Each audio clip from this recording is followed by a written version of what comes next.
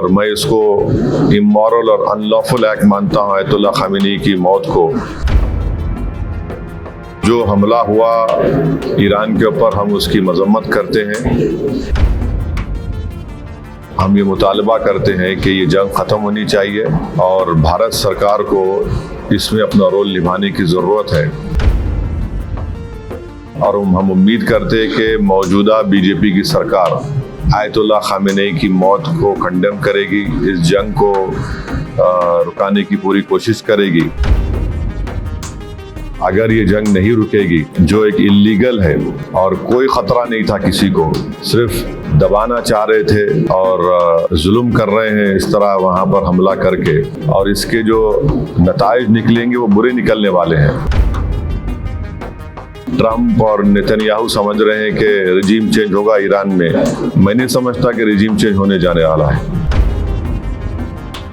हमारे जो पड़ोसी मुल्क है और जो इजराइल है, ये दोनों मुल्क अपने पड़ोसियों को चैन से जीने नहीं दे रहे। सबसे पहली बात तो यह है कि ट्रंप ने और बेंजामिन नेतन्याहू ने रमज़ान के मुबारक महीने में, जहाँ पर पूरी दुनिया के मुसलमान रमज़ान में रोज़ा रखते हैं, इबादत करते हैं रातों में, ऐसे मुबारक महीने में उन्होंने मिलकर ईरान पर हमला किया है और ये भी नहीं समझा कि मुबारक महीना रमज़ान का है। मगर खैर, वो तो इंसानियत को नहीं मानने वाले हैं बेंजामिन नेतन्याहू। और जो हमला हुआ ईरान के ऊपर, हम उसकी मजम्मत करते हैं। और ख़ास तौर से जब जेनीवा में बातचीत के ज़रिए से एक ब्रेक थ्रू हुआ था, और हो सकता था कि अगर वो बातचीत को मान लेते तो जितने न्यूक्लियर स्टॉक पाइल्स थे ईरान के पास, वो शायद इस्तेमाल नहीं होते। मगर अब इन्होंने मिलकर ईरान पर हमला किया, जिसकी वजह से 200 से ज़्यादा लोगों की मौत हुई है और एक लड़कियों के स्कूल में 108 जो बच्चियां स्कूल में पढ़ते हैं उनकी मौत हो गई। आयतुल्लाह खामेनी की मौत हुई है और मैं इसको इमोरल और अनलॉफुल एक्ट मानता हूँ आयतुल्लाह खामेनी की मौत को। और मेरी तरफ से, हमारी पार्टी की तरफ से, ना सिर्फ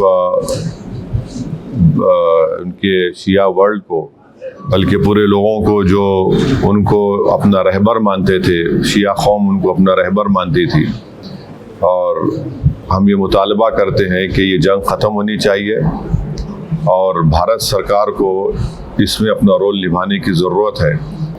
और हम उम्मीद करते हैं कि मौजूदा बीजेपी की सरकार आयतुल्लाह खामेनी की मौत को कंडेम करेगी, इस जंग को रुकाने की पूरी कोशिश करेगी। क्योंकि याद रखिए कि 10 मिलियन के करीब भारत के नागरिक गल्फ़ कंट्रीज़ में काम करते हैं। और अभी इत्तला आई कि ओमान के पोर्ट पर शायद हमारे एक इंडियन वर्कर की जख्मी भी हुए हैं। तो ये बहुत, अगर ये जंग नहीं रुकेगी तो फिर ये बहुत आगे बढ़ेगी, ये टर्मोइल होगा पूरे इलाके में।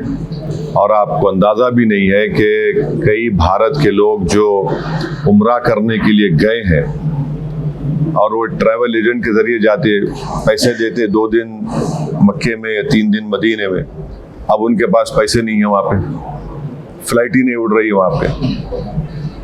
तो कितनी परेशानी हो रही है।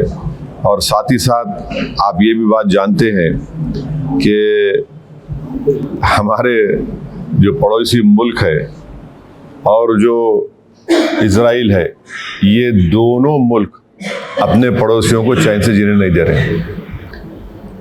अफगानिस्तान में हमला, और फिर इजराइल जो है बार बार जून में ईरान पे हमला किया, और इजराइल बेंजामिन नेतन्याहू ने 70,000 से ज़्यादा फ़लस्तीनियों का जेनोसाइड किया।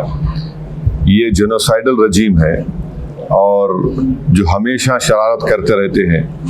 तो ये मेरे एहसासात हैं अपनी पार्टी की तरफ से, और मैं उम्मीद करता हूं कि हमारी गवर्नमेंट ऑफ इंडिया खामनेई की मौत की मजम्मत करेगी।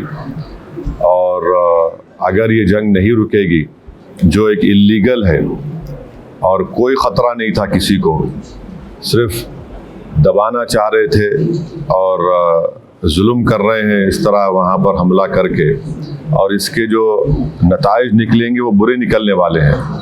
हम लोग अंडर एस्टिमेट कर रहे हैं, ये ख़त्म होने वाली नहीं। अगर ट्रंप और नेतन्याहू समझ रहे हैं कि रिजीम चेंज होगा ईरान में, मैं नहीं समझता कि रिजीम चेंज होने जाने वाला है।